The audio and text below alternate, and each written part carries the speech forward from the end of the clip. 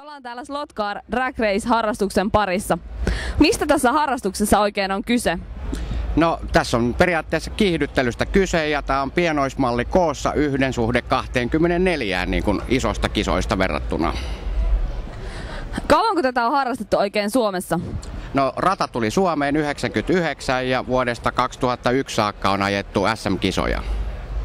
Minkälainen on semmoinen tyypillinen harrastaja, joka harrastaa tätä lajia? No, meillä ei tyypillistä ole varsinaisesti, että ikä jakautumaan ihan 6 vuodesta tuonne 45, että siltä väliltä. Pienoismalleista kiinnostunut. Mitä se maksaa tämmöinen harrastaminen? Auton rakentaminen maksaa noin 60–150 euroa sillä välillä. Ja lisätietoja saa FOR:n sivulta www.for.fi ja slot-puoli. Kiitoksia.